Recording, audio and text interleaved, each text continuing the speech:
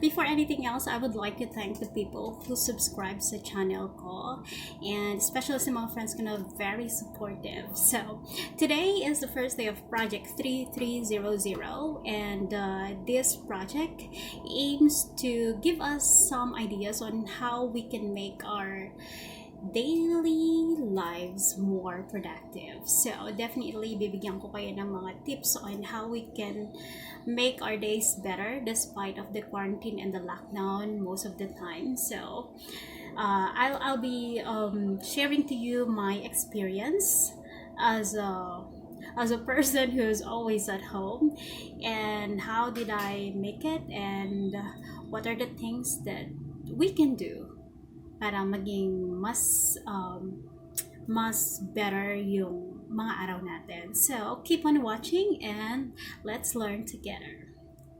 So, disclaimer lang muna tayo. So, I'm not an expert, so everything that I'll be sharing to you are purely based on my experience. And of course, sa opinion ko lang. So, kung gusto niyo siyang sundin, then definitely you can. But if you don't need to. Alright, so for my first tip during the quarantine, I always want to emphasize this one, that making a habit is much more consistent than being motivated. So, what do I mean by that? So, definitely, tayong lahat kasi, most of the time, yung motivation natin when we do work or we do things every day, it's inconsistent. So, parang siya nagpa-fluctuate yung motivation.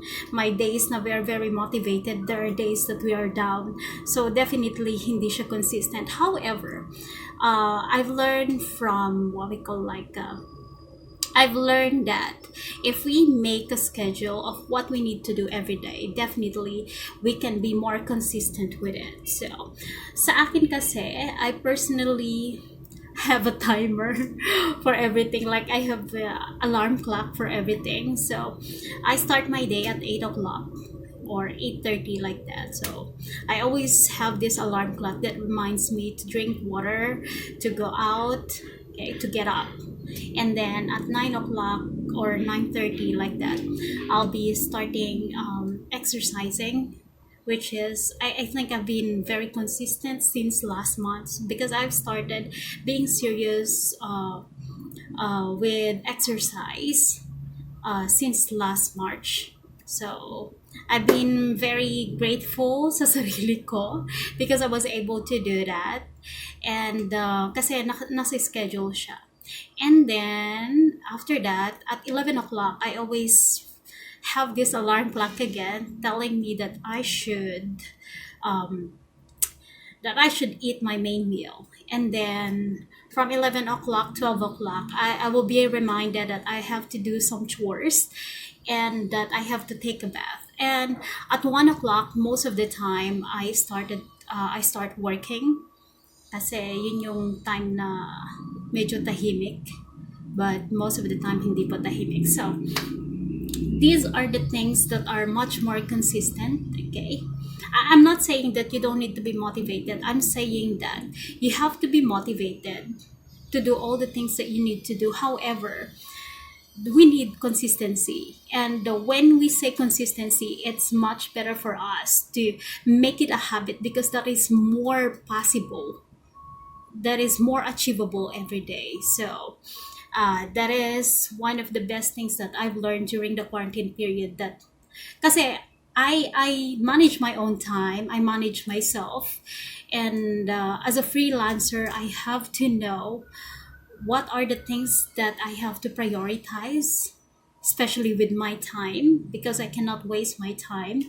So kailangan, kasi pag wala kang disiplina sa time, definitely magraramble yung schedule mo. You're just gonna do everything that you want. You're just gonna watch Netflix, or just gonna watch movie, or you're just gonna scroll the Facebook, or mag-post ka na lang, mag-picture ka na lang. But definitely, if you have time schedule like that, you have your own schedule, you make your own schedule, definitely that will be very effective to follow, especially every day, and you can be more consistent with it.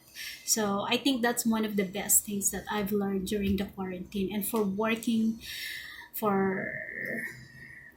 as a freelancer for quite some time. All right, ang hirap, but consistency is the key, right? You can be motivated, but that is not consistent. But if you make it a habit, that can be much more consistent, especially in the long run.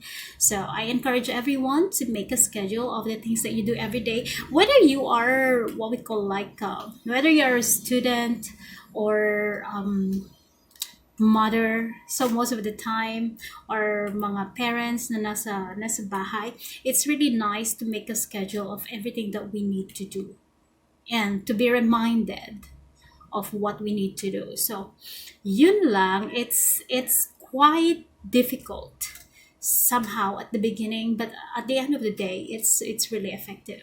So I definitely encourage you all to make a schedule of the things that you need to do. That's all for our session for today. And if you want to know more, you can just message me. And then if you want to learn more other things, mga tips, abangan nyo yung susunod na ilalabas kang video. And I'll see you again. You take care and have a good day.